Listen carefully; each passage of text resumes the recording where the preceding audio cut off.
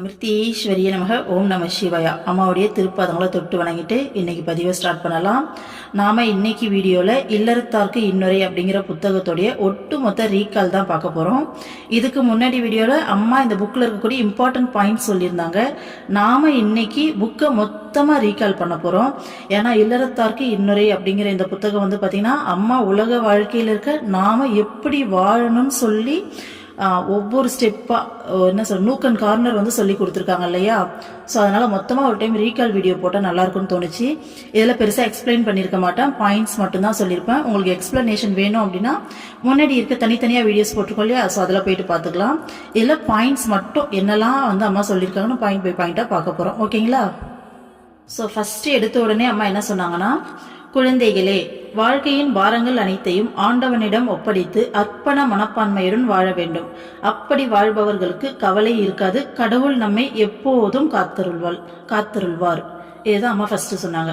So நம்மளுடைய responsibility எல்லாத்தையும் கடவுள்கிட்ட கொடுத்துட்டு சமர்ப்பணமான மனப்பான்மையோடு வாழும்போது நம்மளை கடவுள் கண்டிப்பாக பார்த்துப்பார். நம்ம எடுத்தோடனே ஃபர்ஸ்ட் அஷூரன்ஸ் கொடுத்துருந்தாங்க இல்லையா. ஸோ அடுத்தது என்ன சொல்லியிருந்தாங்கன்னா, இந்த உடல் வந்து நிலையானது கிடையாது, எப்போ வேணா இது வந்துட்டு அழியலாம். இந்த பிறவை நம்ம உருப்படியாக பயன்படுத்தலைன்னா அடுத்தது புழு பூச்சியாக பிறக்க கூட வாய்ப்பு இருக்குன்னு சொல்லி அம்மா சொல்லியிருந்தாங்க. அடுத்தது மன அமைதி தான் மிகப்பெரிய செல்வம்.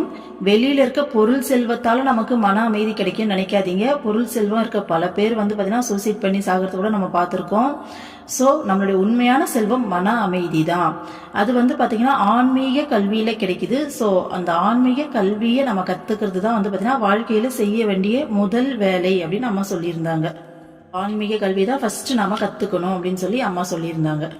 அதே மாதிரி நம்ம வாழ்க்கைக்கு தேவையான பணத்தை நம்ம எப்படி பேங்க்ல டெபாசிட் பண்றோமோ அந்த மாதிரி நல்ல ஆரோக்கியமும் நல்ல அறிவும் இருக்கிற காலகட்டத்திலேயே நிறைய வந்துட்டு ஜபம் பண்ணி நாம ஜபம் பண்றது, அரசியல்களில் ஈடுபடுறது, இந்த மாதிரியான செயல்கள் மூலமா அருள் செல்வத்தை நம்ம சேர்த்து வைக்கணும் அப்படின்ற மாதிரி அம்மா சொல்லியிருந்தாங்க இல்லையா. அடுத்தது நம்மளுடைய உறவுகள், பெத்தவங்க, நம்மளோட குழந்தைங்க, உறவினர்கள்லாம் நிலைன்னு சொல்லி நினைக்காதீங்க. அதிகபட்சமாக நம்ம சாகிற வரைக்கும் தான் அவங்கெல்லாம் வந்துட்டு கூட இருப்பாங்க. நம்மளுடைய நிரந்தரமான உறவு, நிரந்தரமான துணை இறைவன் தான். ஸோ இறைவன் மேலே மட்டும் பற்று வைங்கன்னு சொல்லியிருந்தாங்க. அடுத்தது வாழ்க்கையில் ஒழுங்கும் கட்டுப்பாடும் வேணும். அட்லீஸ்ட் ஒரு எக்ஸாமில் பாஸ் பண்ணுறதுக்கு எவ்வளவு கஷ்டப்பட்டு நீ படிக்கிற. ஸோ அந்த மாதிரி இந்த பரம்பொருள், பரபிரம்மம், இந்த யூனிவர்ஸ் ஃபுல்லாக இருக்கக்கூடிய அந்த சக்தியை அடைய போகிற நீ அப்படின்னா அதுக்காக நீ கஷ்டப்படணும். வாழ்க்கையில் மீதி இருக்க இனிமே இருக்கக்கூடிய காலகட்டத்திலையாச்சும் அதுக்காக பாடுபடு, அதுக்காக உழ அப்படின்னு சொல்லிட்டு அம்மா நமக்கு சொல்லியிருந்தாங்க. அடுத்தது இந்த உலகமே நிலைச்சு நிற்கிறது அன்பால தான். அன்பு ஒரு மனசுல வறண்டு போச்சுன்னா, அன்பு இல்லைன்னா அந்த உலகத்துல சுற்றுப்புற சூழலும் வறண்டு போயிடும். மரம், செடி, உயிரினங்கள், காற்று, இந்த மாதிரி எதுவுமே ஒழுங்கா இருக்காது அப்படின்னு சொல்லியிருந்தாங்க அம்மா. ஓகேங்களா. அடுத்தது அறுவடை குறையும், நோய்கள் பெருகும், மழை இல்லாமல் போகும். இந்த அன்பு இல்லை அப்படின்னா இவ்வளோ விஷயங்களும் நடக்கும். ஸோ இந்த உலகம் இயங்கிறதே அன்பால தான் அப்படின்னு சொல்லிட்டு அன்போடைய முக்கியத்துவத்தை வந்துட்டு அம்மா சொல்லியிருந்தாங்க. ஸோ இந்த உலகத்தில் இருக்க எல்லாரையும் ஒரு தாய் மக்களாக எண்ணி அந்த சகோதரத்துவத்தோட பழகணும். மனசில் அந்த அன்பு எல்லார் மேலேயுமே இருக்கணும். நம்ம வீடு, நம்மளுடைய உறவுகள் மட்டும் இல்லாமல் ஒட்டுமொத்த உலகத்தையுமே அந்த அன்போடு பார்க்கணும்னு அம்மா சொல்லி கொடுத்தாங்க நமக்கு. அதே மாதிரி நீ ஸ்பிரிச்சுவலில் இருக்கியே அப்படின்னு சொல்லி யாராச்சும் நம்மளை கொஞ்சம் கிண்டல் பண்ணுற மாதிரி இல்லை ஒரு மாதிரி பார்க்குறாங்க, பேசுகிறாங்கன்னா அவங்கக்கிட்ட அம்மா ரொம்ப ஸ்ட்ரிக்டாக ரொம்ப தெளிவாக பதில் சொல்லியிருந்தாங்க. நீங்கள் உலக வாழ்க்கையில் நிம்மதிக்காக தானே ஓடுறீங்க, அந்த நிம்மதி எங்களுக்கு இதில் கிடைக்குது, நாங்கள் தெளிவாக தான் இருக்கோம்னு சொல்லி அம்மா சொல்லி நமக்கு சொல்லி கொடுத்தாங்க. அடுத்தது ஆன்மீக வாழ்வு அப்படிங்கிற டாபிக்ல அம்மா என்னெல்லாம் சொல்லி கொடுத்தாங்கன்னு பார்க்கலாமா. ஃபர்ஸ்ட் 5 o'clock முன்னாடி எல்லாருமே எந்திரிச்சிருக்கணும்னு சொன்னாங்க. அடுத்தது காலைல எந்திரிச்ச உடனே எப்படி எந்திரிக்கணும், எப்படி ப்ரே பண்ணணும்னு சொல்லி கொடுத்தாங்களா. ஃபர்ஸ்ட் வலது பக்கம் சரிஞ்சு படுத்து நம்மளுடைய குரு அல்லது இஷ்ட தெய்வத்தோடைய காலில் சாஷ்டாங்கமா விழுந்து வணங்கிட்டு அப்புறம் எந்திரிச்சு உட்காந்துட்டு கண்ணை மூடி ஒரு 5 minutes தியானம் பண்ண சொன்னாங்க. தியானத்தில் நம்ம என்ன தியானம் பண்ணணும், என்ன வந்துட்டு இறைவன்கிட்ட ப்ரே பண்ணணும்னு அம்மா வந்து சொல்லி கொடுத்தாங்க. கடவுளே, இன்றைய தினம் என் மனதில் உனது நினைவு நீங்காமல் இருக்க வேண்டும். இன்று எனது ஒவ்வொரு சொல்லும் செயலும் உன்னருகில் என்னை நெருங்கச் செய்வதாக இருக்க வேண்டும். எனது மனம், வாக்கு, காயம் இவைகளால் யாரையும் துன்பமடைய செய்யும் நிலை வராமல் காக்க வேண்டும். ஒரு நிமிடம் கூட நீ என்னை விட்டு பிரிந்து விடாதே என்று மனம் நெகிழ்ந்து இறைவனிடம் பிரார்த்திக்க வேண்டும். இது வந்து பார்த்தீங்கன்னா மார்னிங் ப்ரேயர். சரிங்களா. ஸோ அடுத்தது என்ன சொல்லி கொடுத்தாங்க அம்மா, மார்னிங்கும் ஈவினிங்கும் அட்லீஸ்ட் ஒரு ½ ஆச்சும் ஸ்பிரிச்சுவல் ப்ராக்டிசஸ் ஏதாச்சும் நம்ம பண்ணணும். ஜபம் பண்ணலாம், தியானம் பண்ணலாம், பஜன் பண்ணலாம். இந்த மாதிரி ஏதாச்சும் ஒரு spiritual practice morning evening at least ஒரு ½ மார்னிங் ½ ஈவினிங் ½ ஆச்சும் செய்யணும்னு சொன்னாங்க. எந்த ஒரு வேலையை செய்யும் போதும் அந்த இறை நினைவோட இறைவனுடைய உணர்வோடு செய்யணும்னு சொன்னாங்க. ஓகேங்களா. அடுத்தது யாராச்சும் ஒருத்தரை பார்க்குறோன்னா இறைவனை நினைவுபடுத்துகிற வார்த்தையை முதல்ல சொல்லணும். உதாரணத்துக்கு ஓம் நம சிவாயா, ஹரி ஓம், ஜெய்மா இந்த மாதிரி வார்த்தைகளை சொல்லி ஆரம்பிக்கும் போது நம்ம இறைவனை மறக்காமல் இருப்போம் அப்படின்னு சொன்னாங்க. அதே மாதிரி நம்ம ஆஃபீஸ் போகிறோன்னா அங்கே கிடைக்கிற ஃப்ரீ டைமில் வந்து பார்த்திங்கன்னா நாம ஜபம் பண்ணலாம், இல்லை ஸ்பிரிச்சுவல் புக்ஸ் படிக்கலாம். மற்றவங்ககிட்ட பேசினாலும் ஸ்பிரிச்சுவல் சம்மந்தமாக பேசுங்க. நீங்கள் வந்து பார்த்தீங்கன்னா தீய நட்பு ஏற்படாமல் கவனமாக இருக்கணும் அப்படின்னு சொல்லி அம்மா சொன்னாங்க. அடுத்து டெய்லி நைட்டில் நம்ம டைரி எழுதணும். அந்த டைரி எதுக்காக எழுதணும்னா, நம்ம இன்னைக்கு ஃபுல்லாக எவ்வளோ நேரம் ஆன்மீக சாதனையில் ஈடுபட்டோம், ஸோ இன்னைக்கு என்னெல்லாம் தப்பு பண்ணோம், அது எப்படி நாளைக்கு திருத்திக்கலாம் ஆன்மீக விஷயத்தில் அப்படிங்கிற மாதிரி நம்மளே அனலைஸ் பண்ணுற மாதிரி டைரி இருக்கணும் அப்படின்னு சொன்னாங்களா. அடுத்து நைட்டு தூங்குறதுக்கு முன்னாடி ஒரு 5 minutes ஆச்சும் நம்ம படுக்கிற இடத்துல அப்படியே உட்காந்து திரும்பவும் நம்ம மெடிடேஷன் ஒரு 5 minutes பண்ணிட்டு அப்புறமா தான் படுக்கணும்னு சொன்னாங்க. ஸோ அதில் ஃபர்ஸ்ட் இறைவனுடைய திருவடியை நல்லா இறுக பற்றி கொண்டிருப்பதாக பாவித்துன்னு சொல்லியிருக்காங்கம்மா. ஓகேங்களா. ஸோ இறைவனுடைய திருவடியை டைட்டாக பிடிச்சிக்கிட்டு நம்ம என்ன பிரார்த்தனை பண்ணணுமா, இன்று நான் அறிந்தும் அறியாமலும் செய்த பிழைகளை பொறுத்து அவற்றை மீண்டும் செய்யாதிருப்பதற்கான சக்தியை அளிப்பாய் அப்படின்னு சொல்லிட்டு பிரார்த்தனை பண்ணிட்டு இறைவனோட அல்லது குருவோடைய மடியில் படுத்து தூங்குற மாதிரி இல்லை அவங்க பக்கத்தில் இருக்க மாதிரி நினைச்சுக்கிட்டு மந்த்ரா சாண்ட் பண்ணிக்கிட்டே அப்படியே தூங்கிடணும்னு சொல்லிட்டு அம்மா சொன்னாங்க. குழந்தைங்கிட்டே இந்த பழக்கத்தை வளர்க்கணும். இந்த மாதிரி பண்றதால நைட்டு ஃபுல்லாக மந்த்ரா நம்ம மனசுக்குள்ள ஓடுன்னு சொல்லியிருந்தாங்க. அடுத்தது டெய்லி பேசிஸில் அட்லீஸ்ட் 2 hours, முடிஞ்சா வீக்லி ஒன்ஸ் ஒரு நாள் ஃபுல்லாக வந்து மௌன விரதம் எடுக்க சொன்னாங்க. ஓகேங்களா. இது வந்து ஆன்மீக முன்னேற்றத்துக்கு ரொம்ப உதவி செய்யும் அப்படின்னு சொன்னாங்க. அதே மாதிரி ஆன்மீக விஷயத்தில் ஆன்மீக சாதனை செய்கிறவங்களுக்கு உலக விஷயத்த பேசுறதுக்கு டைம் இருக்காது. யாருக்கிட்டையும் வந்து கடுமையாக பேச தோணாது. யாருடைய குற்றம் குறைகளையும் வந்து பேசிக்கிட்டு இருக்க மாட்டாங்க.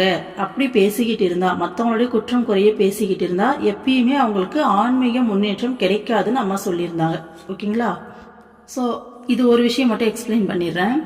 ஏன் ஆன்மீக முன்னேற்றம் நமக்கு கிடைக்காது மற்றவங்களுடைய குற்றம் குறைகளை பேசிக்கிட்டு இருந்தா அப்படின்னு சொல்லிட்டு யோசிங்க. ஏன்னா நம்ம கடவுளை நோக்கி ஓடிட்டு இருக்கோம். ஓகேங்களா. கடவுள் வேணும்னு சொல்லி ஓடிக்கிட்டு இருக்கோம். அப்போ நமக்கு கொடுக்கப்படுற எல்லா சூழ்நிலைகளையும் இறைவன் நமக்கு கொடுத்ததுன்னு சொல்லி பார்க்கணும். இப்போ யாரோ ஒருத்தர் நம்ம கிட்ட தப்பா நடந்துக்கிறாங்க, நம்மளை கொஞ்சம் கஷ்டப்படுத்துற மாதிரி நடந்துக்கிறாங்கன்னா அந்த பர்சன் மேல நமக்கு என்ன பண்ணோம், டக்குன்னு சொல்லிட்டு நம்மளுடைய நேச்சர் அதுதானே.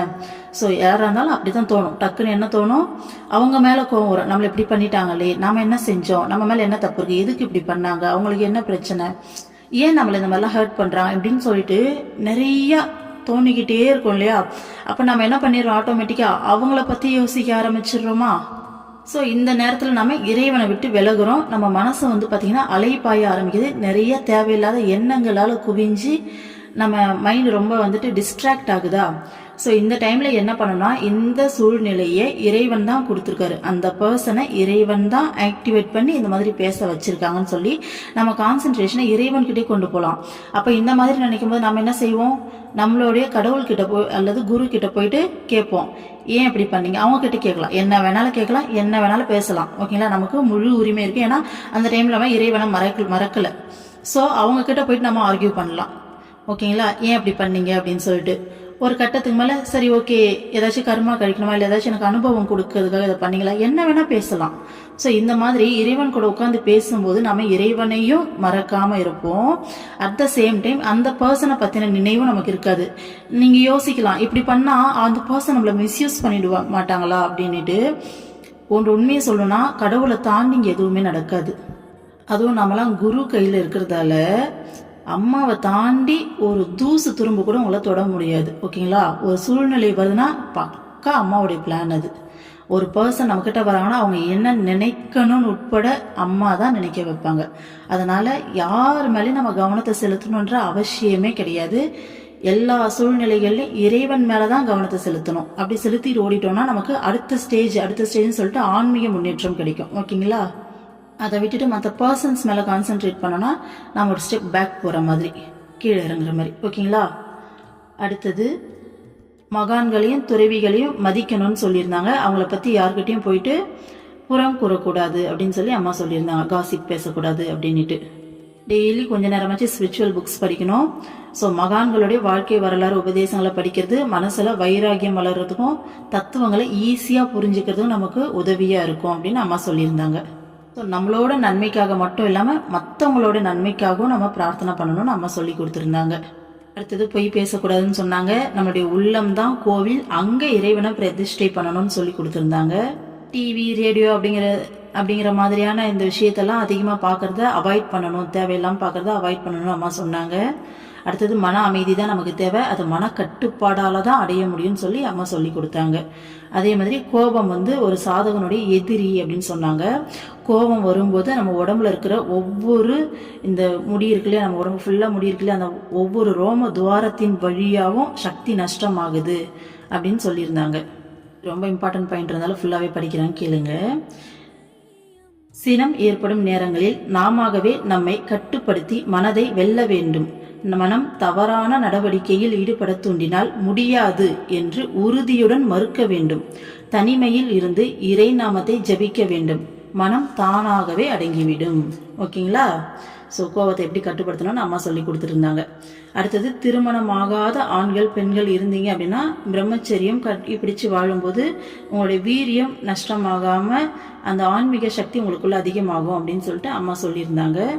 ஒழுக்கமும் கட்டுப்பாடும் இல்லாமல் ஆன்மீக முன்னேற்றம் ஏற்படாது அப்படின்னு சொல்லியிருந்தாங்க. அதே மாதிரி ஒரு விதை எப்படி பூமிக்கு அடியில் தன்னைத்தானே வச்சு ஒரு பெரிய மரமாக வளருதோ அந்த மாதிரி இந்த பணிவு எளிமை அப்படிங்கிற குணங்களை நமக்குள்ள வளர்த்து நான் அனைவருக்கும் தொண்டன் அப்படிங்கிற மனோபாவத்தில் இருக்கும்போது இந்த 3 உலகமும் நமக்கு முன்னாடி மண்டியிடும் சொல்லி அம்மா சொல்லியிருந்தாங்க. டெய்லி பேசிஸில் யோகா எக்ஸசைஸ் இதெல்லாம் பண்ண சொன்னாங்க. இது பார்த்தீங்கன்னா ஹெல்த்துக்கும் நல்லது, ஆன்மீக முன்னேற்றத்துக்கும் சாதனை பண்ணுறதுக்கும் உதவியாக இருக்கும் அப்படின்னு சொல்லிட்டு அம்மா சொன்னாங்க. அடுத்தது டைம் கிடைக்கும் போது அனாதை விடுதிகள், மருத்துவமனை, ஏழைகளுடைய வீடு, இந்த மாதிரி ஒரு சர்வீஸ் மைண்டோட இந்த மாதிரியான இடங்களுக்கு போயிட்டு அவங்ககிட்ட நம்ம அன்பாக பேசணும். நீங்கள் அன்பாக பேசுகிற ஒரு வார்த்தை நீங்கள் பணம் கொடுக்கறத விட எவ்வளோ பார்த்தீங்கன்னா அவங்களுக்கு ஆறுதல் கொடுக்கும் அப்படின்னு அம்மா சொல்லி கொடுத்தாங்க. ஓகேங்களா? அடுத்தது மாதத்துக்கு ஒரு 2-3 டேஸ் ஆச்சும் குருகுலங்களில் போயிட்டு நம்ம செலவு பண்ணோம். அது பேட்டரியை ரீசார்ஜ் பண்ணுற மாதிரி அப்படின்னு சொல்லிட்டு அம்மா சொன்னாங்க. ஓகேங்களா? அடுத்தது அர்ச்சனை அப்படிங்கிற டாப்பிக்கில் அம்மா என்ன சொல்லி கொடுத்தாங்கன்னு சொல்லி பார்ப்போமா?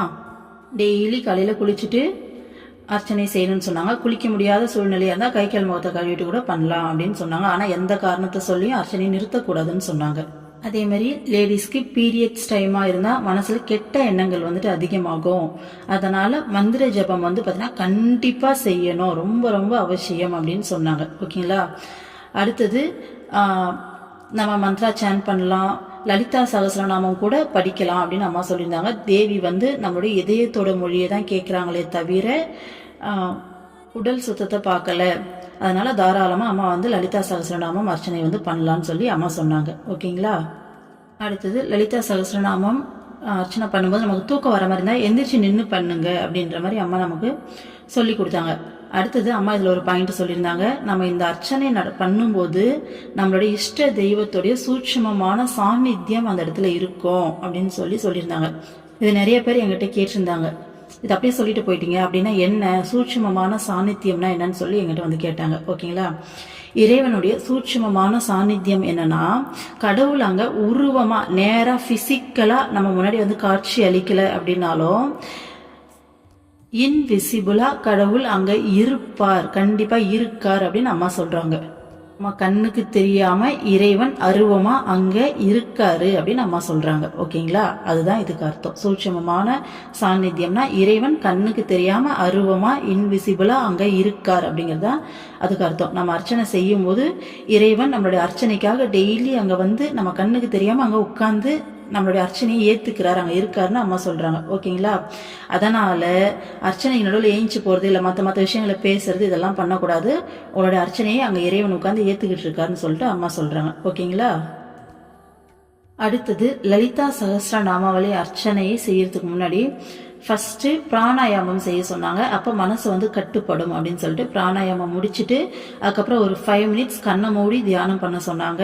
அந்த தியானத்தில் நம்மளுடைய இஷ்டமூர்த்தியோடைய உருவத்தை பாதாதி கேசம் வரை, கேசாதி பாதம் வரைன்னு சொல்லுவாங்க. அதாவது தலையிலிருந்து பாதம் வரைக்கும், பாதத்திலிருந்து தலை வரைக்கும் நாம் திரும்ப திரும்ப நல்லா தெளிவாக பார்த்து ரசிக்கணும் அப்படின்ற மாதிரி அம்மா சொல்லி கொடுத்தாங்க.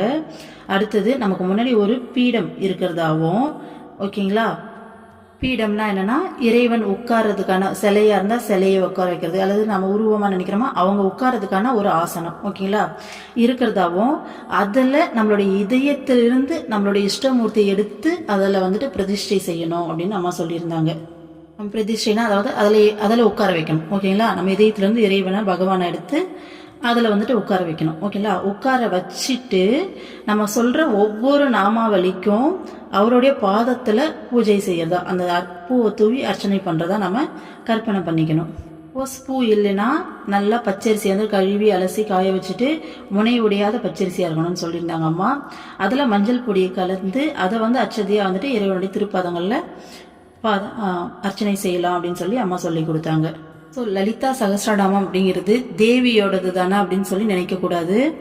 எல்லா தெய்வங்களும் ஒன்று தான், ஓகேங்களா. இப்போ உங்களுக்கு கிருஷ்ணாவை பிடிக்கும்னா கிருஷ்ணா தான் தேவி ரூபத்தில் வந்திருக்காரு அப்படின்னு சொல்லி நினச்சி கிருஷ்ணாவை உட்கார வச்சு நாம் அர்ச்சனை பண்ணணும் அப்படின்ற மாதிரி அம்மா சொல்லி கொடுத்தாங்க, ஓகேங்களா. அவங்க இஷ்டமூர்த்தியை தான் நினைக்கணும் லலிதா சகஸ்ரநாமாவளி அர்ச்சனை எப்போ அப்படின்னு சொல்லி அம்மா சொல்லி கொடுத்தாங்க, ஓகேங்களா. அடுத்தது அர்ச்சனை முடித்த உடனே அப்படியே டக்குன்னு எந்திரிச்சு போயிடக்கூடாது. நம்ம இதயத்திலேருந்து எடுத்து இறைவனை வச்சோம் இல்லையா, ஸோ அவரை திருப்பி எடுத்து நம்ம இதயத்துக்குள்ளே வைக்கணும். வச்சுட்டு அதுக்கப்புறமா தான் எந்திரிச்சு போனோம். முடிஞ்சால் 2-3 பஜனை வந்துட்டு பாடிட்டு போனால் இன்னும் நல்லா இருக்கும்.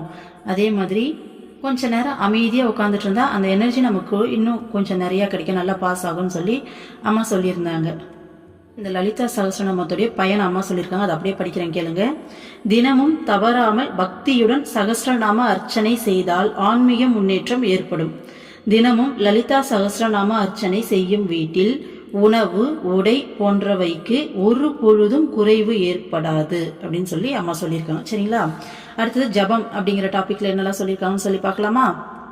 இந்த கலியுகத்தில் மன ஒருமைப்பாடு கிடைக்கிறதுக்கான ரொம்ப ஈஸியான வழி ஜபம் பண்ணுறது தான். அதனால சுத்தம் அசுத்தம்லாம் பார்க்க வேண்டாம், எந்த வேலை செய்யும் போதும் நம்ம ஜபம் பண்ணலாம் அப்படின்னு சொல்லி அம்மா சொல்லியிருந்தாங்க.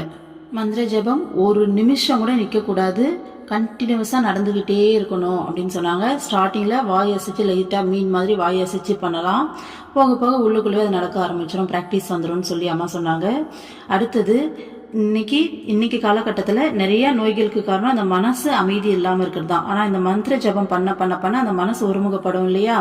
ஸோ அதனால மந்திர ஜபம் உடலுக்கும் உள்ளத்துக்கும் ஆரோக்கியத்தையும் தரும் அப்படின்னு சொன்னாங்க அம்மா, ஓகேங்களா. சப்போஸ் நம்மளால ஜபம் சாண்ட் பண்ணிட்டே செய்ய முடியாத வேலையா இருந்தா அந்த வேலையை ஸ்டார்ட் பண்றதுக்கு முன்னாடி அம்மா ப்ரே பண்ண சொன்னாங்க. என்ன சொன்னாங்க, இறைவா இந்த வேலையை உனக்கு பிடித்தமான முறையில் செய்து முடிக்க அருள்வாய். இந்த வேலை நல்லா நடக்கணும்னு சொல்லி ப்ரே பண்ண சொல்ல, இந்த வேலையை உனக்கு பிடிச்சமான முறையில நான் செய்யறதுக்கு எனக்கு அருள்வாய் அப்படின்னு சொல்லிட்டு ப்ரே பண்ணிட்டு அந்த வேலையை ஸ்டார்ட் பண்ணிக்க சொன்னாங்க, ஓகேங்களா. சப்போஸ் ஏதாச்சும் தப்பு பண்ணிட்டா இறைவன்கிட்ட உடனடியாக மன்னிப்பு கேட்க சொன்னாங்க அந்த வேலையில. ஸோ இந்த சேன் பண்ணி பழகிட்டோம்னா நம்ம தூங்குனா கூட மனசோட ஒரு பகுதி அது பாட்டு சேன் பண்ணிக்கிட்டே இருக்கும் அப்படின்னு சொல்லி அம்மா சொன்னாங்க. அடுத்தது அம்மா என்ன சொன்னாங்கன்னா, 1 கோடி ரூபாய் நஷ்டமாயிட்டாலும் திரும்ப கிடைச்சிக்கும், திரும்ப வந்துட்டு நமக்கு கிடைச்சிரும். ஆனால் ஒரு வினாடி நஷ்டமானாலும் திரும்பி கிடைக்காது. அதனால் கடவுளை நினைக்காம இருக்கிற எல்லா நேரமும் வேஸ்ட் அப்படின்னு சொல்லிட்டு அம்மா சொன்னாங்க, ஓகேங்களா. அதேமாதிரி மந்திர ஜபத்தை டெய்லி அட்லீஸ்ட் 1 பேஜாச்சும் எழுதுறது நல்ல பழக்கம் அப்படின்னு சொன்னாங்க. நம்ம வாயில சேன் பண்றதை விட எழுதும்போது மன ஒருமைப்பாடு கொஞ்சம் அதிகமாக கிடைக்கும்னு சொல்லி அம்மா சொல்லியிருந்தாங்க. அடுத்தது கோயில்கள் அப்படிங்கிற டாபிக்ல அம்மா என்ன சொல்லியிருக்காங்கன்னு சொல்லி பார்ப்போமா. கோயில்கள் அப்படிங்கிற டாபிக்ல ஃபர்ஸ்ட் அம்மா என்ன சொல்லியிருக்காங்கன்னா, நாள் ஃபுல்லா உலக விஷயத்துல மூழ்கி இருக்க நம்ம மனசுக்கு கொஞ்ச நேரம் இறை சிந்தனை செய்யறதுக்கு இந்த கோயில் ஆலய சூழ்நிலை வந்து உதவியா இருக்கும்.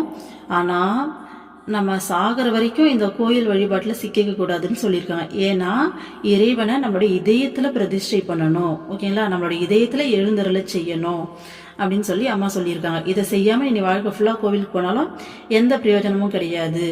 ஸோ நீ ப்ராப்பராக ஜபம் தியானம்லாம் பண்ணால் கோவிலுக்கு போலினாலும் உனக்கு எந்த குறையும் ஏற்படாது, இறைவன் உங்களை கூடவே இருந்து காப்பாற்றுவார்னு அம்மா சொன்னாங்க, ஓகேங்களா. அடுத்தது கோவிலுக்கோ மகான்களை தரிசிக்க போகும்போது வெறும் கையோடு போகக்கூடாது, அட்லீஸ்ட் ஒரு பூவாச்சு எடுத்துகிட்டு போகணும் அப்படின்னு சொல்லியிருந்தாங்க. அதே மாதிரி இதை வந்துட்டு ரொம்ப அன்பாக எடுத்துகிட்டு போகணும், அன்பால் நிறைஞ்சி இருக்கணும் இது அப்படின்னு சொல்லியிருந்தாங்க. ஏன்னா பக்கத்தில் கடையிலேருந்து ஒரு பூ மாலை வாங்கி கொடுக்குறதுக்கும் நம்மளே கடவுளுக்காக ஒரு செடியை வச்சு அதை ஆசாசியாக வளர்த்து அதுலேருந்து பூவை பறித்து கட்டும்போது ஃபுல்லாக அந்த அன்பு நிறைஞ்சிருக்கு இல்லையா. ஸோ அந்த அன்பு நிறைஞ்ச அந்த விஷயந்தான் இறைவன் வந்து ரொம்ப மனசார ஏற்றுப்பார் அப்படின்னு சொல்லிட்டு அம்மா சொல்லி கொடுத்தாங்க. ஓகேங்களா. அடுத்தது கோவிலுக்குள்ளே போயிட்டு முண்டி அடிச்சுக்கிட்டு போயிட்டு சிலையை பார்த்துட்டு வர்றது அப்படிங்கிறது ஒரு வழிபாடு கிடையாது. இந்த மாதிரி பண்ணுறது தப்பு செய்யக்கூடாதுன்னு சொன்னாங்க அம்மா. கோவிலுக்கு போனால் ரொம்ப பொறுமையாக இருக்கணும், மௌனமாக இருக்கணும், நம்மளுடைய இதயத்தில் நம்மளுடைய உள்ளத்தில் இறைவனை பார்க்கறதுக்கு முயற்சி பண்ணணும். முடிஞ்சால் அங்கே கொஞ்ச நேரம் உட்காந்து நம்ம தியானம் பண்ணணும். ஒவ்வொரு அடி எடுத்து வைக்கும் போதும் மந்திர ஜபம் உச்சரித்தபடி நம்ம வந்துட்டு எடுத்து வைக்கணும்னு சொல்லிட்டு அம்மா சொன்னாங்க. ஓகேங்களா. கோவிலில் போயிட்டு வழிபாடெல்லாம் செய்கிறோம் இல்லையா, நம்மளுடைய பணமோ பொருளோ இறைவனுக்கு தேவை கிடையாது. அதுக்கு பதிலாக நமக்கு அந்த பொருள் மேலே இருக்க பற்று நீங்கிறதுக்காக தான் இறைவனுக்கு அந்த பொருளை சமர்ப்பிக்கிறோம் அப்படின்னு சொல்லி அம்மா சொன்னாங்க. அதே மாதிரி கடவுள் இப்போ குருவாயூரப்பன்னா குருவாயூரில் தான் இருப்பார், ஐயப்பன்னா சபரிமலையில் மட்டும்தான் இருப்பார் அப்படின்னு சொல்லி நாம் நினைக்கக்கூடாது. என்னோட குழந்தைங்களான நீங்கள் எப்பயும் தெளிவாக இருக்கணும். கடவுள் எங்கும் நிறைந்தவர், எல்லாம் வல்லவர் அப்படிங்கிற தெளிவோடு இருக்கணும். அவர் எந்த உருவம் வேணாலும் எடுப்பார், அதனால் எல்லாத்துலேயும் உன்னுடைய இறைவனை பாருன்னு சொல்லி அம்மா வந்து சொன்னாங்க. ஓகேங்களா. ஸோ கோவிலில் இருக்க சிலையில் மட்டும் இல்லாம எல்லா உயிர்கள்லையும் நம்மளுடைய இறைவனை பார்க்கணும், பார்த்து அவங்களுக்கு அன்போட சேவை செய்யறது தான் உண்மையான பக்தி அப்படின்னு சொல்லி அம்மா சொல்லி கொடுத்தாங்க. ஓகேங்களா.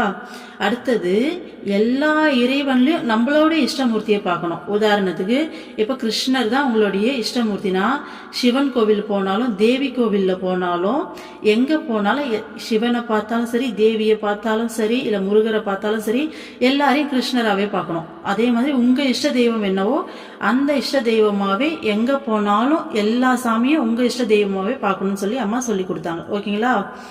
அடுத்தது நம்ம சிவன் கோவிலுக்கு போயிட்டு கிருஷ்ணரை பார்த்தா சிவன் கோச்சிக்க மாட்டாரா அப்படின்னு எல்லாம் நினைக்கக்கூடாது. ஓகேங்களா. பால், மில்க்கு, தூத் எப்படி சொன்னாலும் அது பொருள் ஒன்று தான், பேர் தான் வேற வேறையா சொல்கிறோம். அந்த மாதிரி இறைவன் அப்படிங்கிற ஒருத்தர் தான், பேர் தான் வேற வேறையா சொல்லி நம்ம கூப்பிட்டுட்டு இருக்கோம். சரிங்களா. அடுத்தது ஏழை எளியவர்கள்கிட்ட காமிக்கிற கருணை தான் உண்மையான பக்தி அப்படின்னு சொல்லிட்டு அம்மா சொன்னாங்க. ஸோ மற்றவங்கள வெறுக்கும்போது நம்மளுடைய மனசு தான் ஃபஸ்ட்டு அசுத்தம் அடையுதுன்னு சொல்கிறாங்க. ஏன்னா அவங்க மேலே ஒரு வெறுப்பு வருதுன்னா அந்த வெறுப்பு உணர்வு நம்ம மனசுக்குள்ளே தானே வருது. நம்ம இறைவனை நோக்கி பயணப்படுறோம், இறைவனாகவே மாறக்கூடிய ப்ராசஸ் இது. இறைவனுக்கு மனசில் வெறுப்பு இருக்குமா சொல்லுங்க. அவர் வந்து பார்த்தீங்கன்னா நிர்குணமானவர், அவருக்குள்ளே எந்த குணமும் இருக்காது, எந்த உணர்வும் இருக்காது, அந்த ஸ்டில்னஸ். ஓகேங்களா. அப்போது அந்த வெறுப்பு நம்ம மனசுக்குள்ளே வரும்போது நமக்கு ஆன்மீக முன்னேற்றத்தில் தடை ஏற்படும். அதை தான் அம்மா வந்து சொல்கிறாங்க. ஓகேங்களா. அடுத்தது கோயிலில் திருவிழாலாம் பண்ணும்போது நிறைய இந்த டான்ஸ் ப்ரோக்ராம்லாம் வைக்கிறாங்க இல்லையா, சினிமா பாட்டுக்கு. ஸோ அந்த மாதிரிலாம் இல்லாமல் இந்த பஜன் பாடுறது, அந்த மாதிரி ஆன்மீக விஷயங்களை பண்ணணும் அப்படின்னு சொல்லி அம்மா நமக்கு சொல்லி கொடுத்தாங்க. ஓகேங்களா. அடுத்தது மகான்களை இறைவனுக்கு ஈக்குவலாக பார்க்கணும் அப்படின்னு சொன்னாங்க. அதே மாதிரி மகான்கள் கையால் பிரதிஷ்டை பண்ண கோவிலுக்கு தனிப்பட்ட சக்தி இருக்குது அப்படின்னு சொன்னாங்க. அடுத்தது சத்திய யுகத்தில் கோவில் அப்படிங்கிற ஒரு கான்செப்டே கிடையாது, குரு சிஷ்ய பரம்பரை மட்டும்தான் இருந்தது. இப்போ ஏன் கோவில் இருக்குன்னா, இப்போ பார்வை இல்லாதவங்க பிரெய்லி எழுத்து அப்படின்னு சொல்லிட்டு ஒரு பேப்பரில் ஊசியால் குத்தி அந்த குத்தின அந்த தடத்தை வச்சு கையை தொட்டு பார்த்து அவங்க வந்து இந்த லெட்டர்னு சொல்லி கண்டுபிடிப்பாங்க. அவங்களுக்கு நம்ம எழுதுற மாதிரி நார்மலாக எழுதுனா அவங்களால படிக்க முடியாது இல்லையா. அந்த மாதிரி இந்த காலகட்டத்தில் கோவில் இல்லாமல், கடவுள் அப்படிங்கிற இந்த சிலை இந்த கான்செப்ட் இல்லாமல் நம்மளால இறைவன் கூட தொடர்பு கொள்ள முடியாது. நம்மளோட மனசு இந்த கலியுகத்தில் அந்த அளவுக்கு பலவீனமாக இருக்குது. ஸோ கோயில் மூலமாக தான் இறைவன் கூட தொடர்பு படுத்த முடியும் அப்படின்னு சொல்லி அம்மா சொன்னாங்க. அடுத்தது குரு அப்படிங்கிற கான்செப்டில் அம்மா என்னெல்லாம் சொல்லி கொடுத்தாங்கன்னு சொல்லி பார்ப்போமா. ஸோ குருவோடைய உபதேசத்தை கேட்டு சாதனை செய்கிற ஒருத்தன் வேற எங்கேயுமே போக தேவையில்லை, அவனுக்கு தேவையான அத்தனை விஷயமும் குரு கிட்டே கிடைக்கும் அப்படின்னு சொன்னாங்க. அதே மாதிரி குருவை கண்கண்ட தெய்வம் அப்படின்னு சொல்லி கருதுனாதான் ஆன்மீக முன்னேற்றம் ஏற்படும் அவர் உண்மையான யோகியான்னு சொல்லி உண்மையை கண்டுபிடிச்சு முழு நம்பிக்கை ஏற்படாத வரைக்கும் யாரையும் குருவா ஏத்துக்காதீங்க. ஓகேங்களா? ஒன்ஸ் குருவா அந்த மாதிரி நல்லா ஆராய்ச்சி பண்ணி குருவா ஏத்துக்கிட்டீங்கன்னா உங்களை முழுமையா அவர்கிட்ட சமர்ப்பணம் பண்ணிடுங்க. அப்படி இருந்தாதான் உங்களுக்கு ஆன்மீக முன்னேற்றம் ஏற்படும். குரு பக்தி அப்படிங்கிறது பூரணமான சரணாகதி அப்படின்னு சொல்லி அம்மா சொன்னாங்க. அடுத்தது, முன்னாடி பிறவிலே முழுமையா பக்குவம் அடைஞ்சவங்களை தவிர வேற யாருக்குமே குரு அருள் இல்லாம அனுபூதி கிடைக்காது, ஆத்ம அனுபூதி கிடைக்காது அப்படின்னு சொல்லி அம்மா சொன்னாங்க. இந்த உலகத்துல குருவையே தன்னுடைய தெய்வமா நினைச்சு வாழணும். அவருடைய ஒவ்வொரு வார்த்தையையும் நம்ம கட்டளையா எடுத்து அதுக்கு கீழ்ப்படிஞ்சு நடக்கிறது தான் குரு சேவை அப்படின்னு சொன்னாங்க. சரிங்களா? அதை விட பெரிய தவம் எதுவுமே கிடையாது. கீழ்ப்படிந்து நடக்கிற கீழ்ப்படிந்து நடக்கும் சீடனை தேடி குருவருள் தானே பெருகி வரும்னு சொல்லியிருக்காங்க அம்மா. சரிங்களா? அடுத்தது, குரு பார்த்தீங்கன்னா உடலுக்குள்ள மட்டும் கட்டுப்பட்டிருக்க நபர் கிடையாது. இதுலயே தெரியுதா குருனா யாருன்னு? ஸோ சத்குருவா அம்மா சொல்றாங்க. சரிங்களா? சாதாரணமா இப்ப ஒரு வாசி யோகம் சொல்லி தராங்கன்னா அவங்க குரு சொல்லுவாங்க. அந்த ஒரு வித்தைக்கு அவங்க குரு அப்படி வேணா எடுத்துக்கலாம். அதை சொல்லி கொடுக்கறதால அவங்க குருன்னு சொல்லுவாங்க.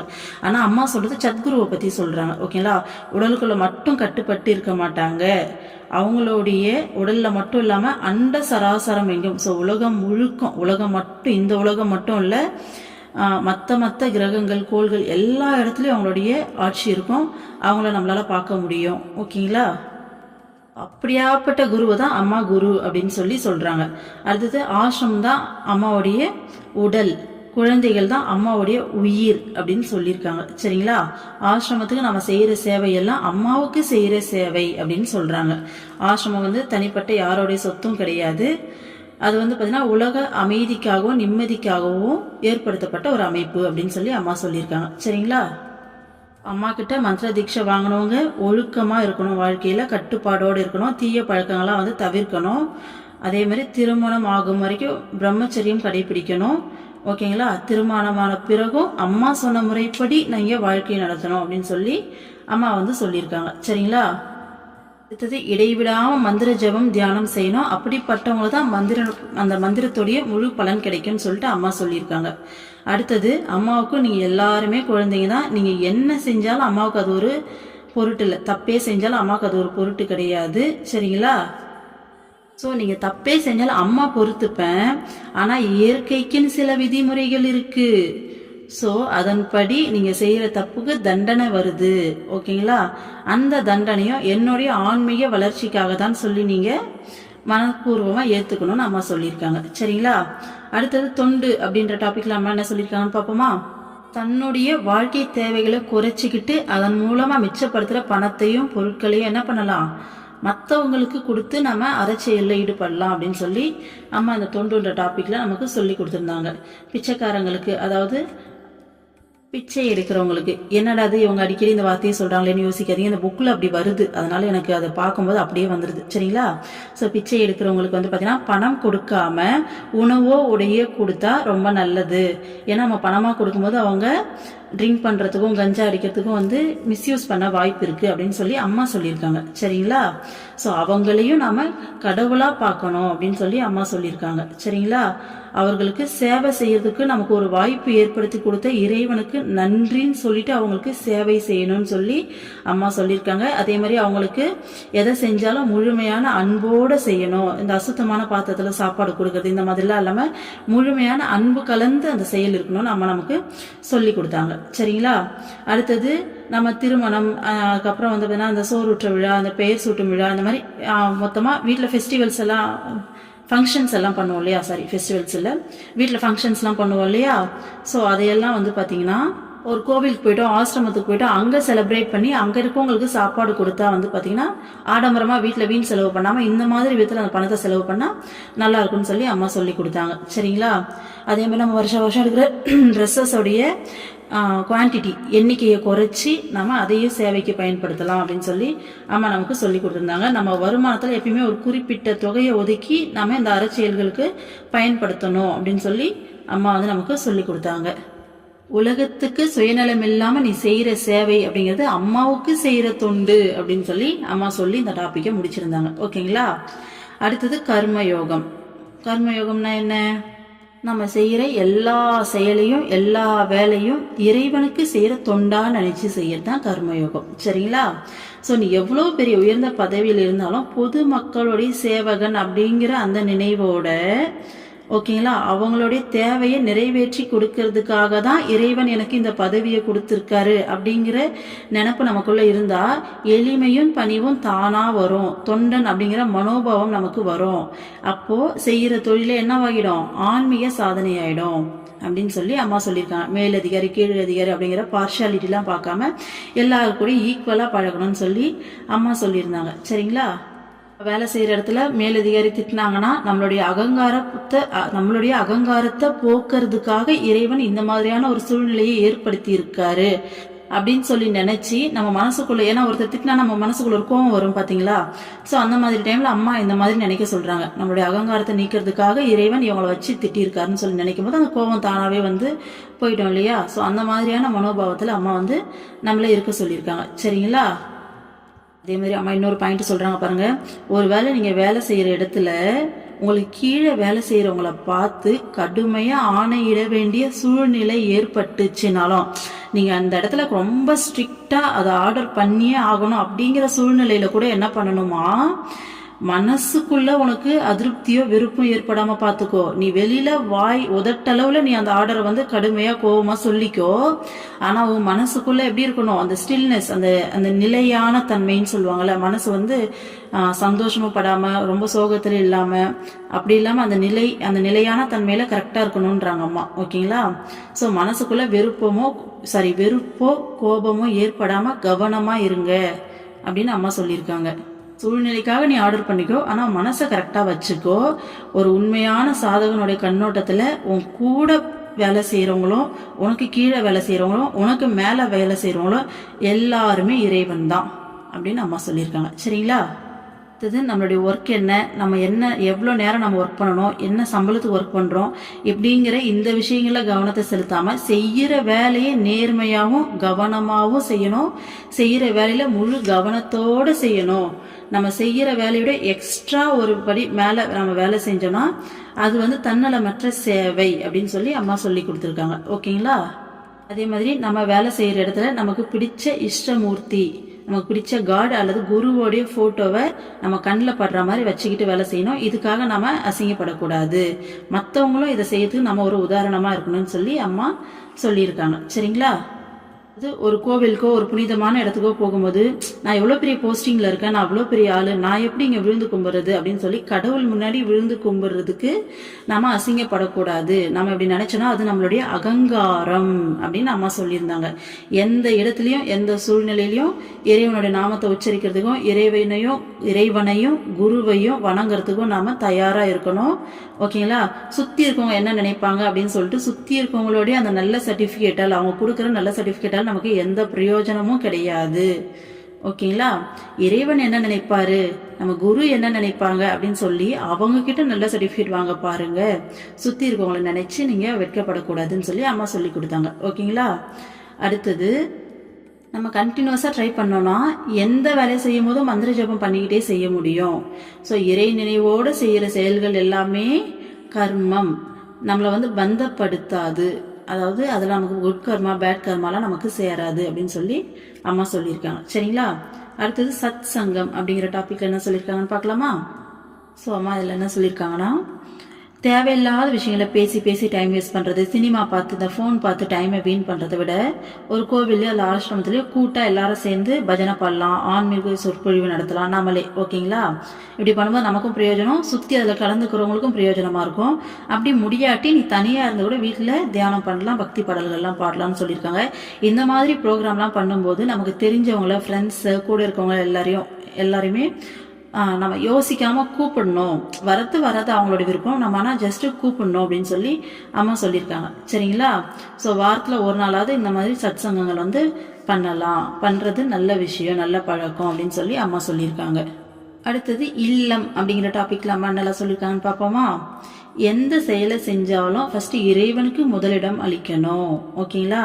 வீட்டில் பூஜைக்குன்னு சொல்லிட்டு தனியாக ஒரு இடத்த வைக்கணும். சப்போஸ் வசதி இல்லைன்னா கூட ஏதோ ஒரு பாகத்தை பூஜைக்காக வச்சுட்டு அங்கே வேற எந்த செயலையும் செய்யக்கூடாது, பூஜைக்குன்னே ஒதுக்கி வைக்கணும்னு அம்மா சொன்னாங்க. ஓகேங்களா?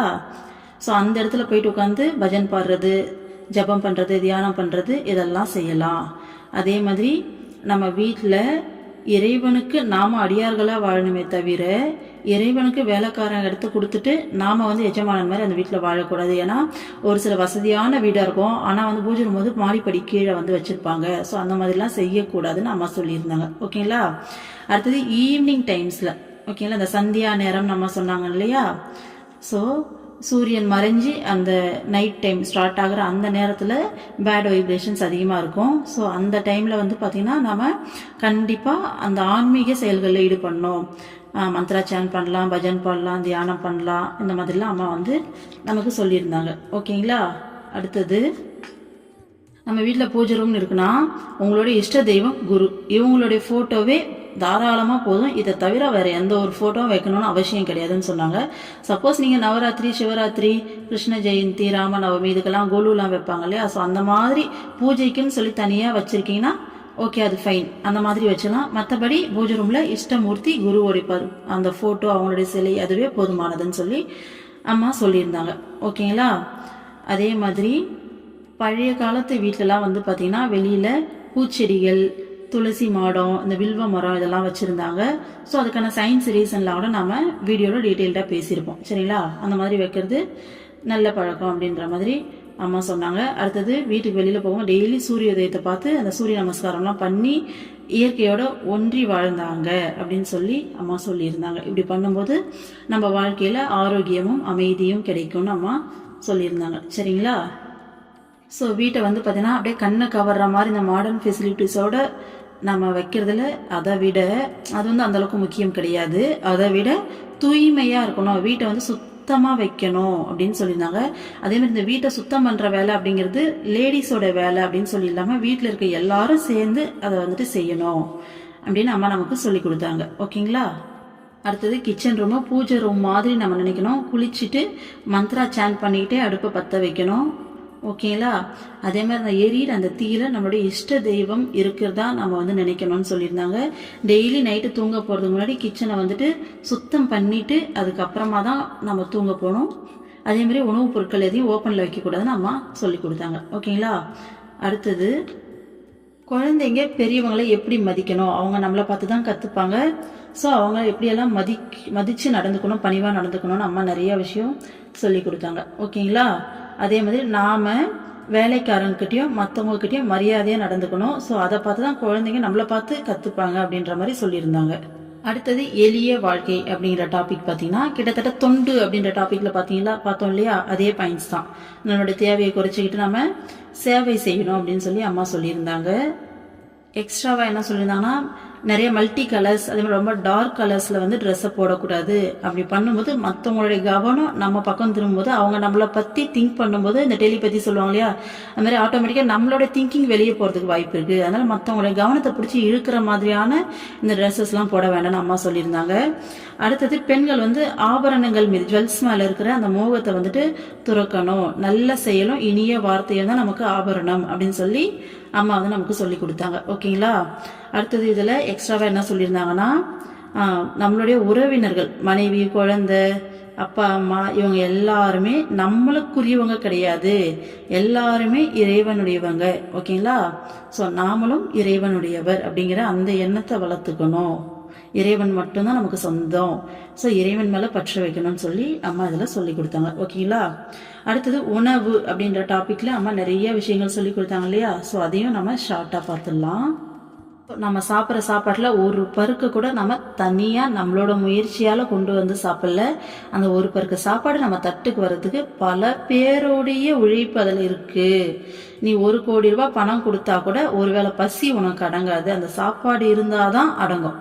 பணம் கொடுத்து சாப்பாட்டை வாங்கலாம், பட் பணத்தால் பசி அடக்க முடியாது இல்லையா. ஸோ அப்படின்னு சொல்லி அம்மா சொல்லியிருந்தாங்க. ஓகேங்களா. அதனால எப்பயுமே உட்காந்து தான் சாப்பிடணும், நின்றுக்கிட்டோ நடந்துக்கிட்டோலாம் சாப்பிடக்கூடாது அப்படின்னு அம்மா சொல்லியிருந்தாங்க. சரிங்களா. சாப்பிடும்போது சுவையில் மட்டும் அந்த டேஸ்டில் முழு கவனத்தையும் செலுத்தி நம்ம சாப்பிடக்கூடாது. நம்ம அந்த டைமில் என்ன பண்ணணும், இறை நினைவோடு சாப்பிடணும். இறைவனுக்கு ஊற்றுறதா நம்ம பாவனை பண்ணிட்டு சாப்பிடணும். அப்படி சாப்பிடும்போது நம்ம சாப்பிட்றதும் ஒரு சாதனையாக மாறும். சாப்பிடும்போது பேசக்கூடாது. சரிங்களா. குழந்தைங்களுக்கு சாப்பாடு ஊட்டும் போது என்ன பண்ணணும், நம்மளுடைய இஷ்ட தெய்வத்துக்கு சாப்பாடு ஊட்டுறதா நினச்சி அதுக்கப்புறம் தான் சாப்பிடணும். அதுக்கப்புறம் சாப்பாடு எப்படி சாப்பிடணும்னு சொல்லி அம்மா சொல்லி கொடுத்தாங்க. நம்ம சாப்பிட்ற சாப்பாட்டில் ஒரு சின்ன உருண்டை எடுத்து இறைவனுக்காக நம்ம இறைவா இது உங்களுக்கான உணவு அப்படின்னு சொல்லி வச்சுட்டு, அதுக்கப்புறம் சாப்பிடும்போது என்ன பிரார்த்தனை பண்ணணும்னு சொன்னாங்க அம்மா சாப்பிட்றதுக்கு முன்னாடி? இறைவா உனது வேலையை செய்யவும், உன்னை அனுபூதியில் உணரவும் இந்த அன்னம் எனக்கு சக்தி அளிக்கட்டும். ஓகேங்களா? ஸோ சாப்பாட்டை கூட வந்து பார்த்தீங்கன்னா சாப்பாடு மேலே ஈர்ப்பு இல்லாமல் இறை நினைவோடு இந்த சாப்பாடில் கிடைக்கிற இந்த ஆற்றல் வந்து பார்த்தீங்கன்னா உனக்கான வேலையை செய்யறதுக்கும் உன்னை உணர்றதுக்கும் எனக்கு சக்தியை அளிக்கிறதா இருக்கணும் அப்படின்னு சொல்லி பிரார்த்தனை பண்ணிட்டு சாப்பிட சொன்னாங்க. சரிங்களா? அடுத்தது நம்ம சாப்பிட்றதுக்கு முன்னாடி வீட்டில் ஒரு பறவைக்கோ விலங்குக்கோ சாப்பாடு கொடுத்துட்டு சாப்பிட்றது ரொம்ப நல்ல பழக்கம். ஸோ அதுலேயும் நம்மளுடைய இஷ்ட தெய்வத்தையும் அங்கேயும் போயிட்டு பறவைக்கு சாப்பாடு வைக்கிறோம், விலங்குக்கு சாப்பாடு வைக்கிறோம்னு சொல்லி எண்ணம் வெளியில் போகாமல் அந்த பறவையும் விலங்குமே நம்மளுடைய இஷ்ட தெய்வம் தான் அப்படின்ற உணர்வோடு அங்கேயும் இறைவனை மறக்கக்கூடாதுன்னு சொல்லிட்டு அம்மா சொல்லியிருக்காங்க. ஸோ அந்த உணர்வோடு சாப்பாடு வைக்கணும். அதுக்கப்புறம் மந்திரம் ஜபிச்சுக்கிட்டே சாப்பிட்ணும். அப்படி சாப்பிட்றதால நம்மளுடைய உணவு வந்து பார்த்தீங்கன்னா தூய்மை அடையும்னு சொல்லி அம்மா சொல்லியிருக்காங்க. சரிங்களா? அடுத்தது சமைக்கிறவங்களுடைய இயல்பு அந்த சாப்பாட்டில் வரும். அதனால் முடிஞ்ச அளவுக்கு வீட்டில் நம்மளே சமைச்சு சாப்பிட்ணும். ஸோ அப்படி சமைக்கிறவங்க மந்த்ரா சேன் பண்ணிகிட்டே சமைக்கணும். அப்படி சமைக்கும்போது அதோடைய பயன் மற்றவங்களுக்கும் போய் சேரும் அப்படின்னு சொல்லிட்டு அம்மா சொல்லியிருக்காங்க. சரிங்களா? ஸோ வீட்டில் சாப்பிடும்போது ஒரு வாய் சாப்பாடாச்சும் ஒருத்தர் ஊட்டிட்டு சாப்பிடுங்க அப்படின்னு சொல்லி அம்மா நமக்கு சொல்லி கொடுத்தாங்க. ஓகேங்களா? அது உணவுல கட்டுப்பாடு கொண்டு வராம மனசை கட்டுப்படுத்த முடியாது. நாவோடைய சுவையை விடாம ஆத்மாவோட சுவையை அனுபவிக்க முடியாதுன்னு சொல்லி அம்மா சொல்லியிருந்தாங்க. அடுத்தது சாதனை செய்யறவங்க சாத்வீக உணவை தான் சாப்பிடணும். அதிகமான உப்பு, காரம், இனிப்பு, புளிப்பு இந்த மாதிரி ஓவர் டேஸ்ட்டு, ஓகேங்களா, புளிப்பு அதிகமாக இருக்குது, காரம் அதிகமாக இருக்குது, உப்பு அதிகமாக இருக்குது, அந்த அளவுக்குலாம் வந்து எடுத்துக்க கூடாது அப்படின்னு அம்மா சொல்லியிருந்தாங்க. சரிங்களா? ஸோ நம்ம சாப்பிட்ற சாப்பாட்டோடைய ஒரு சூட்சமமான பாகம் தான் நம்மளுடைய மனசாக மாறுது. அதனால் சாப்பாடு எந்த அளவுக்கு நம்ம தூய்மையாக கண்ட்ரோலாக சாப்பிட்றோமோ அது மன தூய்மைக்கு வழிவகுக்கும்னு சொல்லி அம்மா சொல்லியிருந்தாங்க. இதை பற்றிலாம் நம்ம நிறைய விஷயம் வந்து வீடியோவில் டீட்டெயில்டாக பேசியிருப்போம், தனித்தனி வீடியோவில். ஸோ உணவு அப்படிங்கிற டாப்பிக்கில் போய் பார்த்தீங்கன்னா உங்களுக்கு இன்னும் டீட்டெயில்டான விஷயம்லாம் நிறைய புரியும். ஓகேங்களா? அடுத்தது காலையில் மிதமான உணவு போதும். சரிங்களா?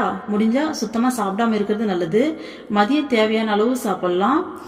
ஓகேங்களா? நைட்டில் ரொம்ப கம்மியாக சாப்பிடணும். மதியத்தில் மட்டும் கொஞ்சம் தேவைக்கு சாப்பிட்டுக்கலான்னு அம்மா சொல்லியிருக்காங்க. சரிங்களா?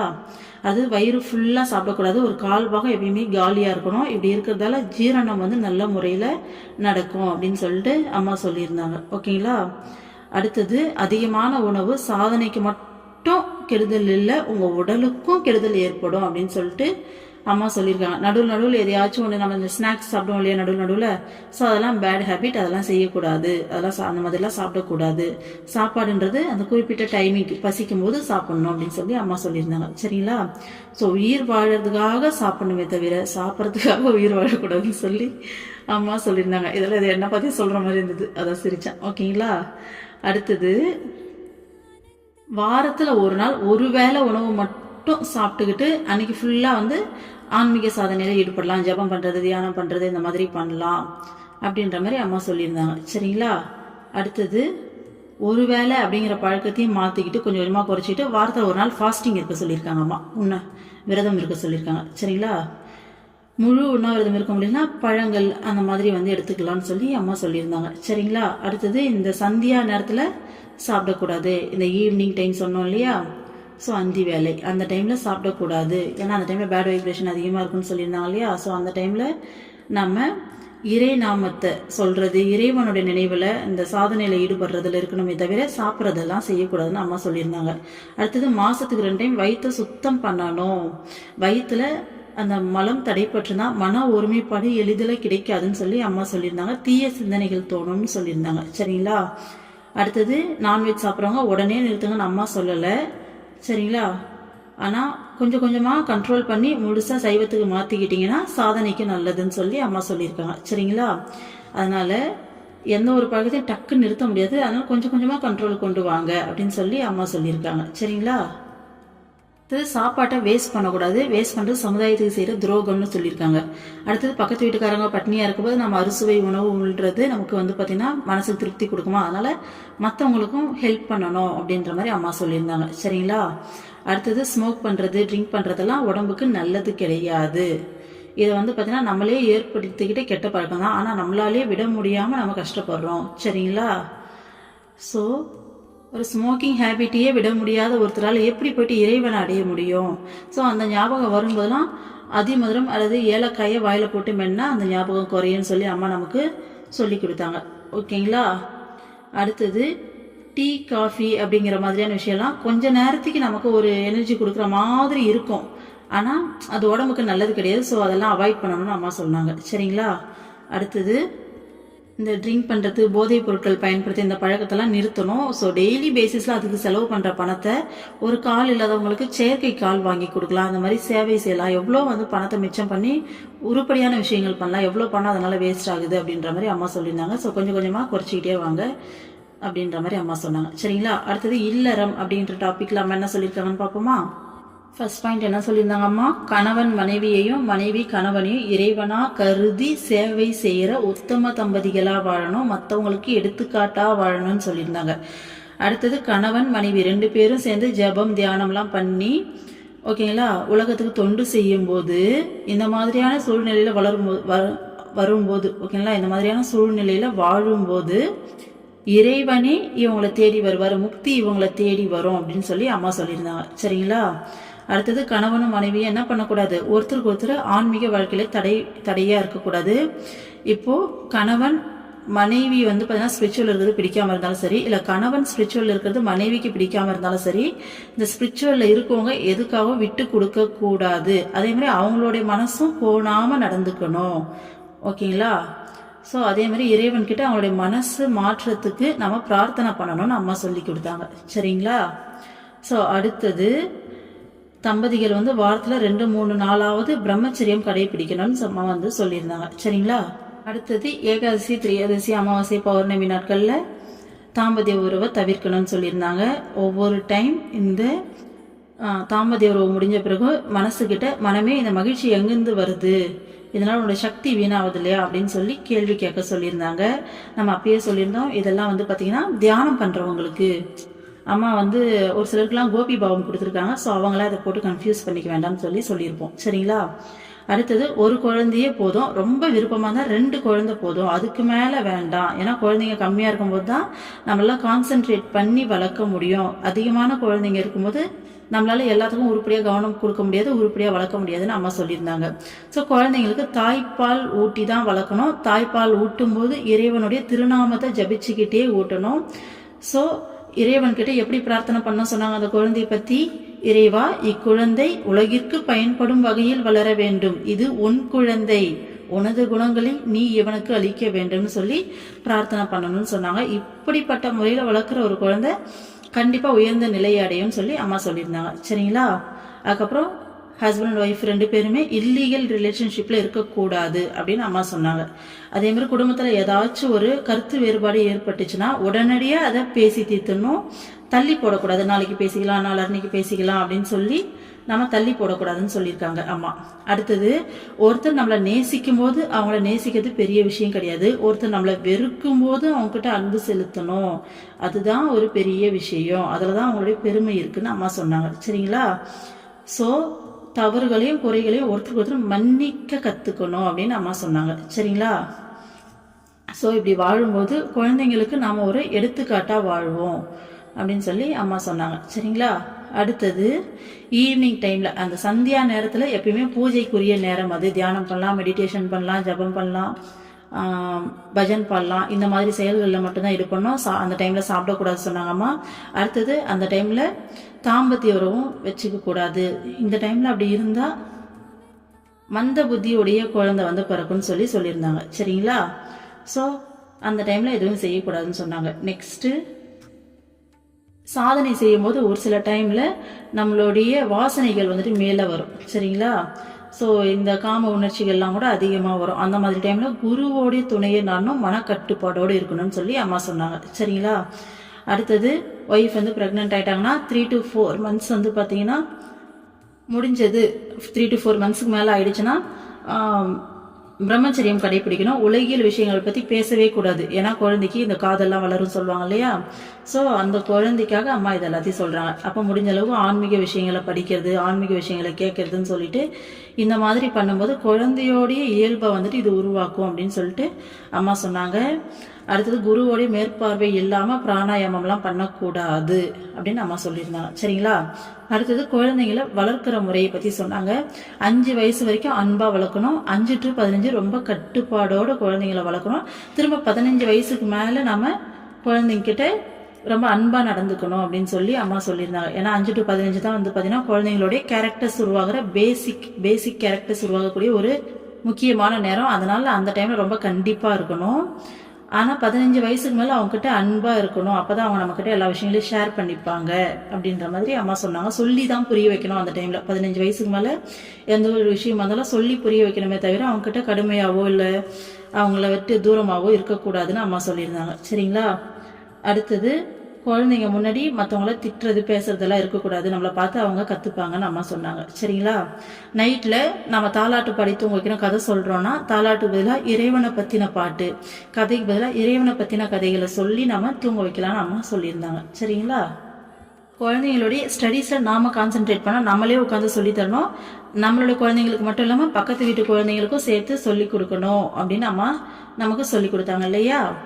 ஸோ அடுத்தது பெரியவங்களை மதிக்கணும்னு சொல்லி கொடுத்தாங்க. அவங்க காலில் விழுந்து ஆசீர்வாதம் வாங்கிக்கணும் அப்படின்னு சொல்லிட்டு பெரியவங்களும் குழந்தைங்கிட்ட வெளியே போகும்போது ஒரு முத்தம் கொடுக்கணும். அந்த அன்பை வந்துட்டு வெளிப்படுத்தணும்னு அம்மா சொல்லியிருந்தாங்க. சரிங்களா. அடுத்தது குழந்தைங்களுக்கு தாய்மொழியை கற்பிக்கணும் அப்படின்னு சொல்லி அம்மா சொல்லியிருந்தாங்க இல்லைங்களா. ஸோ அடுத்தது வானப்பிரஸ்தம் அப்படின்ற டாப்பிக்கில் குழந்தைங்கள நம்ம ஒன்ஸ் நம்மளுடைய கடமையெல்லாம் முடிஞ்சது அப்படின்னா குழந்தைங்க வளர்ந்தாச்சு கல்யாணம்லாம் பண்ணி கொடுத்துட்டோன்னா நம்ம ஒரு ஆசிரமத்துக்கு போயிட்டு நம்ம இறை சிந்தனையிலையும் தொண்டு மனப்பான்மையோடு வாழறதுக்கு முயற்சி பண்ணணும். ஓகேங்களா. அடுத்து பசங்களுக்கு அப்புறம் பேர பசங்க அப்படின்ற மாதிரி நம்ம ஆசையை வளர்த்துக்கிட்டே போகக்கூடாது. அதனால் நமக்கும் நம்ம பிள்ளைங்களுக்கும் எந்த பிரயோஜனமும் கிடையாதுன்னு அம்மா வந்து சொல்லியிருந்தாங்க. சரிங்களா. நம்ம குழந்தைங்களுக்கும் உறவினர்களுக்கும் அதிகமாக சம்பாதிச்சு வைக்கிறது நம்மளுடைய நோக்கமாக இருக்கக்கூடாது. அதுக்கு பதிலாக ஆன்மீக முன்னேற்றம் தான் நம்மளோட குறிக்கோளாக இருக்கணும்னு நம்ம நமக்கு சொல்லி கொடுத்தாங்க. மொத்தமாக ஒன்ஸ் நம்மளுடைய கடமை எல்லாம் முடிஞ்சதா அதுக்கப்புறம் முழுமையாக ஆன்மீக சாதனையில் ஈடுபட்டு இறைவனை அடையிறதுக்கான வழியை மட்டும் அந்த ஒரு விஷயத்தில் மட்டும் ஃபோக்கஸ் பண்ணி நம்மளை வந்து அம்மா வந்துட்டு வாழ சொல்லியிருக்காங்க. சரிங்களா. ஏன்னா நம்ம பூமிக்கு வந்ததே அதுக்காக தான். மற்றதெல்லாம் இப்போ இருக்கிறது எல்லாமே இறைவன் கொடுத்த கடமையாக செய்யலாம். பட் இந்த கடமையெல்லாம் ஒன்ஸ் முடிஞ்ச உடனே நம்ம திரும்பவும் இறைவன்கிட்ட ஓடுறதுக்கான முழுமையான மனப்பான்மையோட ஓகேங்களா முழு மனசோட இறைவனை நோக்கி ஓடுறதுக்கு நம்ம ரெடி ஆயிடணும். ஓகேங்களா. அப்போ பார்த்துக்கலாம் அப்படின்னு இல்லாமல் இப்போத்துலேருந்தே அதுக்காக மென்டாலிட்டியை நம்ம வளர்த்துக்கணும்னு சொல்லி அம்மா நமக்கு சொல்லியிருந்தாங்க. சரிங்களா. அவ்வளோதான். இதோடு இந்த புத்தகம் வந்து முடியுது. ஓகேங்களா. ஸோ கண்டிப்பாக இந்த வீடியோ பிரயோஜனமாக இருக்கும்னு நினைக்கிறேன். பார்த்துட்டு சொல்லுங்கள். ஓம் அமிர்தீஸ்வரி நமக. ஓம் நம சிவாயா. சர்வம் கிருஷ்ணார்ப்பணம்.